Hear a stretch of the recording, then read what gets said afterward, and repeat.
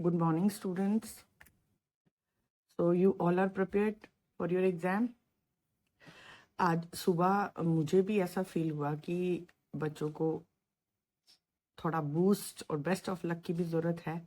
That's why I'm making this video. So very best of luck to all the students जो भी exam में appear होने जा रहे हैं सबको. और ये आपने खूब सारी मेहनत की है, ये पता है मुझे, लेकिन थोड़ा सा एग्जामिनेशन सेंटर में जाने से पहले के टिप्स आपको देना चाहती थी, इसलिए आपके साथ सुबह सुबह बातचीत करने का मन किया. देखो बेटा, आपको before entering your examination centre सबसे पहले तो आपने अपना माइंड सेटअप जो है उसको बिल्कुल कूल रखना है. बिकॉज जो बच्चे फर्स्ट टाइम बोर्ड टाइम में अपीयर होते हैं उनके लिए बोर्ड एक बहुत भारी चीज़ है, बट ऐसा कुछ नहीं है. बिल्कुल कूल माइंड से आपने जाना है कि जैसे आप स्कूल में एग्जाम देते हैं. ऐसा कोई इशू नहीं है कि आपको वो ये होगा वो होगा. हाँ, जब आपके हाथ में, कई बच्चों को क्या होता है कि जब उनके हाथ में क्वेश्चन पेपर आता है ना, उनको लगता है कि मैं सब कुछ भूल गया. ये सबके साथ होता था. हम जब बचपन में थे हमारे साथ भी ऐसा ही होता है. लेकिन टाइम को मैनेज करने के लिए अब आपको क्या करना है, बड़े आराम से पेपर को रीड करना है.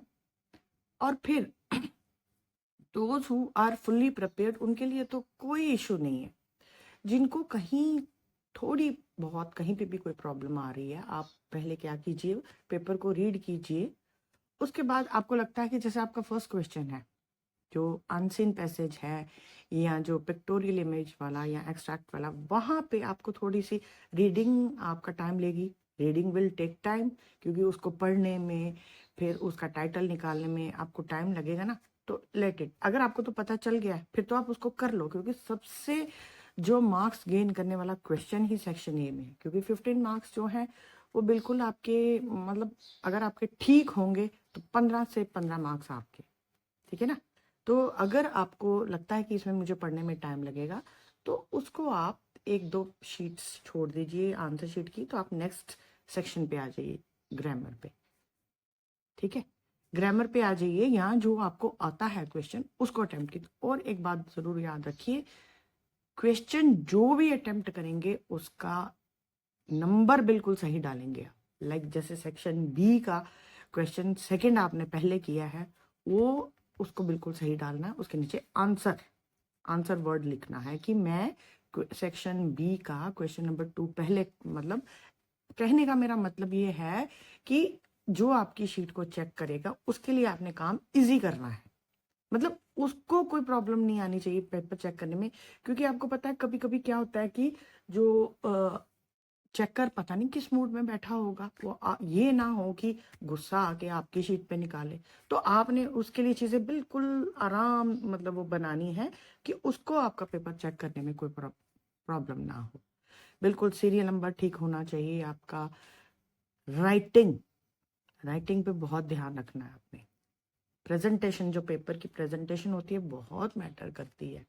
ठीक है बेटा. और दूसरा, आपके जो नोटिस और मैसेज के बॉक्सेस हैं रेक्टेंगल शेप में उसे कीजिए. बिकॉज एक आध नंबर तो उस बॉक्स का है. अब कई बच्चे हंसते पूछते मैम खाली बॉक्स लिखा है उससे हमें मार्क्स मिल जाएंगे? नो, फिर तो बिल्कुल कुछ भी नहीं देंगे.